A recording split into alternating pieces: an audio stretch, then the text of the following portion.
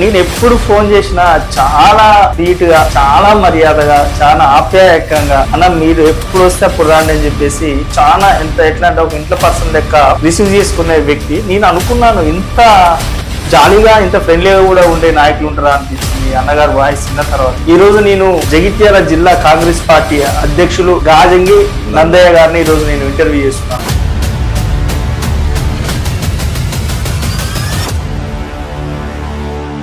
కరుడు గట్టిన కాంగ్రెస్ వాదన, కాంగ్రెస్ ఉగ్రవాదన కూడా తప్పింది. ఇంతగానం పార్టీ కోసం త్యాగం చేసి వేరే పార్టీకి పోకుంటున్న మీలాంటి వాళ్ళు పై స్థాయి పదవులకు ఎందుకు పోలేకపోతున్నారు? కాంగ్రెస్ పార్టీ పారాషూట్ వేసుకుని వచ్చిన వాళ్ళకు ఎమ్మెల్యే టికెట్లు, మంత్రులు, ఎమ్మెల్సీలు ఎందుకు ఇస్తుంది కాంగ్రెస్ పార్టీ? ఎలా ఉంటున్నారు ఇలాంటి పార్టీ? మన పదవులు ముఖ్యం కాదు, నాయకత్వం ముఖ్యం, కాంగ్రెస్ పార్టీ ముఖ్యం.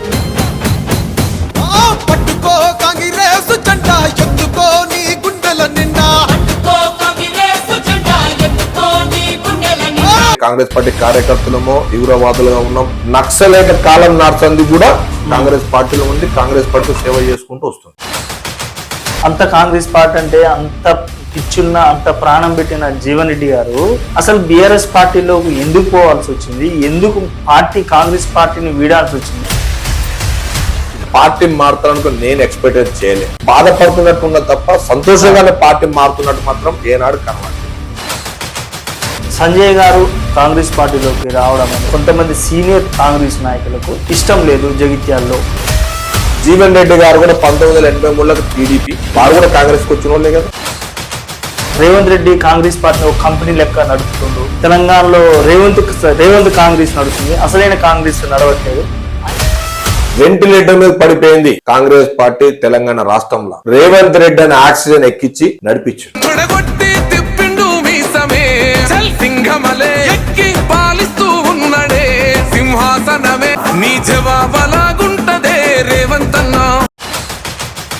హరీష్ రావు అంటుండు ఒక్క 3 నెలలు నాకు గన్మెన్ వద్దు, జీతాలు వద్దు, కార్లు వద్దు, ఏ ప్రోటోకాల్ వద్దు, వద్దు, 3 నెలలు నాకు ఇరిగేషన్ మంత్రిగా నాకు పదవి బాధ్యతలు బాధ్యత, కాళేశ్వరం నీళ్లు వదిలి తెలంగాణ రాష్ట్ర రైతులకు శశశ్యామలంగా చూపిస్తా అని చెప్పేసి హరీష్ రావు బరాబర్ ఛాలెంజ్ విధిస్తుంది.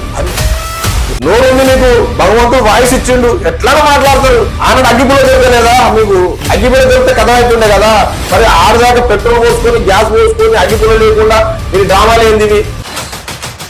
నేనన్నా తెలంగాణ ఉద్యమంలో అసలు పెట్రోల్ పోసుకున్నా. మరి అదే రేవంత్ రెడ్డి గారు అప్పట్లో టీడీపీ ఉండి ఉద్యమకారులు మనకి తుపాకు పట్టుకొని పోయేది కదా. అలాంటి టీడీపీ నుంచే వచ్చిన వ్యక్తిని ఇలా కాంగ్రెస్ పార్టీలో తీసుకొచ్చుకొని ముఖ్యమంత్రి చేసుకుని కాంగ్రెస్ పార్టీలకు గతి లేక మీరు ఎట్లా మాట్లాడతారు? బీఆర్ఎస్ పార్టీ వాళ్ళు చెప్తూ ఉంటే నవ్వొస్తారు. మీ బీసీ బిడ్డ ఎమ్మెల్సీగా గెలిచిన తీర్మార్ మల్లన్న కాంగ్రెస్ పార్టీ ఒక మోసం చేస్తుంది, ఎస్సీ ఎస్టీ బీసీలను మరీ ఇంకెక్కువ మోసం చేస్తుంది. తిరికడున్న రెడ్లకేమో మంత్రి పదవులు, ముఖ్యమంత్రి పదవులు, మనకి ఇంతమంది బీసీలో ఉన్నాం, మనకు ఏమో ఈ చిన్న చిన్న సపోర్ట్ పదవులు, డిసిసిలు, అధ్యక్షులు, కార్పొరేషన్లు, చైర్మన్లు, అదేదో మంత్రి పదవులు, అదేదో ముఖ్యమంత్రి పదవి మాకు ఇస్తే అయిపోద్ది కదా. వారు ఎమ్మెల్సీ ఏ పార్టీ గురించి కాంగ్రెస్. మరి దానికి తల్లిపాలు దాగి దొమ్ములు కూర్చోడు తప్పు కదా. మహేష్ కుమార్ గౌడ్ పీసీ ప్రెసిడెంట్ కాలే, బీసీ బిడ్డ. బిఎస్ హనుమంతరావు ఇవాళ సలహాదారు కాలే, బీసీ బిడ్డ.